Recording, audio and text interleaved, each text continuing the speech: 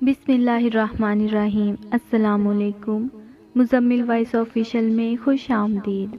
میرا دل چاہتا ہے میں پاپا کے دل میں اپنا ایک چھوٹا سا آشیانہ بنا لوں جس میں تا حیات رہوں۔ پاپا کو دیکھ کر مجھے دنیا جہان کا سکون ملتا ہے، لیکن میں پاپا کو بہت تنگ کرتی ہوں۔ کل گھر آئے تو مجھے آواز دی، کرن میرے کپڑے پریس کر دے۔ میں نے انکار کر دیا، مجھ سے نہیں ہوتے، میرا روزہ ہے۔ ماما کی طرف دیکھا، ماما کھانا بنا رہی تھی۔ میری طرف دیکھ کر خود کپڑے پریس کرنے لگے۔ میں آہستہ سے اٹھی، پاپا کے پاس گئی۔ پاپا مجھے آپ پہ ترس آ گیا، لائیں میں کر دیتی ہوں، غصے سے بولے۔ تو پہلے اٹھ جاتی۔ میں مسکرانے لگی۔ میں سب بہن بھائیوں میں چھوٹی ہوں، بڑی آپی کی تو شادی ہو چکی ہے، لیکن سب سے نرالی ہوں، سارا دن شرارتیں کرتی رہتی ہوں۔ ایک دن پاپا نیوز دیکھ رہے تھے تو ان کے پاس آ کر بیٹھ گئی۔ جان بوجھ کر سوال کرنے لگی پاپا سے، یہ نیوز دیکھ کر آپ کو کیا ملتا ہے؟ آپ تو وکیل ہیں، آپ نے کون سا الیکشن لڑنا ہے؟ پاپا میری طرف غصے سے دیکھنے لگتے، پھر غصے سے امی کو آواز دیتے ہیں، پاگل کو لے جا یہاں سے۔ میں منہ سا بنا لیتی، اچھا میں پاگل ہوں پاپا؟ اتنا کہہ کر کمرے میں چلی گئی۔ ناراض ہو گئی۔ ڈنر کا وقت تھا، ماما نے آواز دی، کھانا کھا لو۔ میں نے انکار کر دیا۔ پاپا سب سن رہے تھے، یوں لگ رہا تھا جیسے وہ ٹی وی دیکھ رہے ہیں۔ ماما نے پھر آواز دی، کرن کھانا کھا لو۔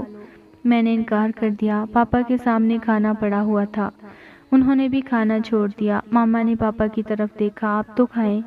پاپا بھی ناراض ہو کر بولے، وہ نہیں کھائے گی تو میں بھی نہیں کھاؤں گا۔ آدھا گھنٹے تک میں بھی بس ات رہی۔ میں جانتی ہوں پاپا کو بھوک برداشت نہیں ہوتی۔ ماما دوسرے کمرے میں جا کر لیٹ گئیں۔ پاپا ٹی وی دیکھتے دیکھتے سو گئے۔ میں پاپا کے پاس گئی، پاپا کے پیروں پہ سر رکھ کر بیٹھ گئی۔ میری آنکھوں سے آنسو نکل رہے تھے۔ اتنے میں پاپا کی آنکھ کھل گئی، جلدی سے اٹھے۔ ارے کیا ہوا میری شہزادی کو؟ میں اونچی اونچی آواز میں رونے لگی۔ پاپا جانتے ہیں میں ان کے بنا ایک پل بھی نہیں رہ سکتی۔ مسکرانے لگے، خود ناراض ہوتی ہو پھر رونے بھی لگتی ہو، اب نہیں کہنا پاگل تم کو۔ میں نے ایک نوالا اپنے ہاتھ سے پاپا کو کھلایا۔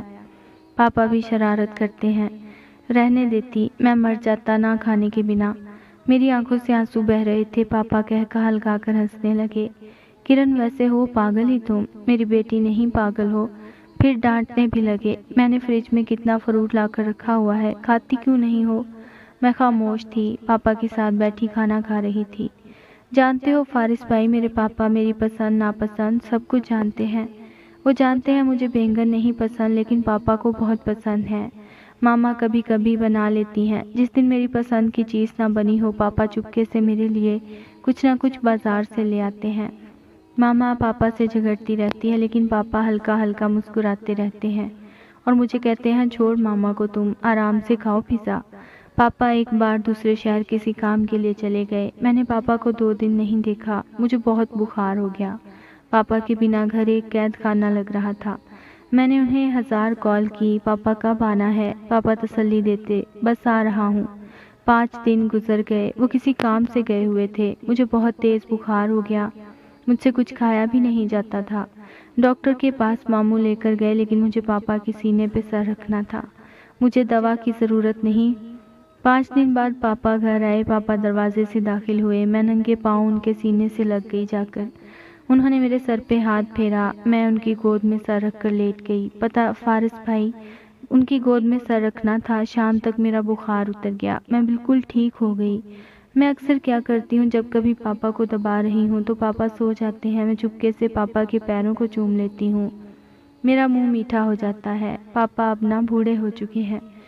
کل نہ کیا ہوا، ماما کچن میں چکن فرائی کر رہی تھی۔ میں کچن میں گئی، سوچا ماما کی کچھ مدد کروا دوں، لیکن مجھے عجیب سا کچھ محسوس ہوا۔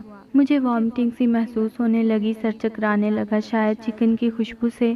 ماما نے کہا جاؤ کمرے میں لیٹ جاؤ جا کر۔ میں کمرے میں آئی، کہہ آ رہی تھی، پاپا جائے نماز پہ بیٹھے تلاوت کر رہے تھے۔ میں پاس جا کر بیڈ پہ لیٹ گئی۔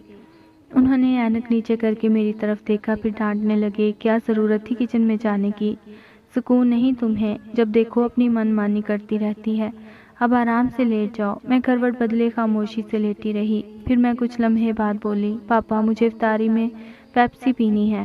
پاپا کو تلاوت میں کوئی بلائے ان کو اچھا نہیں لگتا۔ میں بار بار کہہ رہی تھی، پاپا مجھے پیپسی لا کر دیں جائیں۔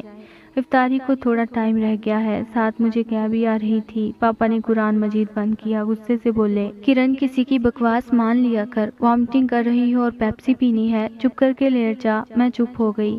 پاپا نے تلاوت ختم کی تو میں آنکھیں بند کیے لیٹی ہوئی تھی۔ پاپا پاس آئے، میرے چہرے سے چادر ہٹائی اور میرے سر پہ پھونک ماری۔ میرے سینے میں ٹھنڈ پڑ گئی۔ بابا نے میرے سر پہ ہاتھ پھیرا۔ اچھا میں جاتا ہوں، پیپسی لا دیتا ہوں۔ میں پاپا کی جانب دیکھنے لگی۔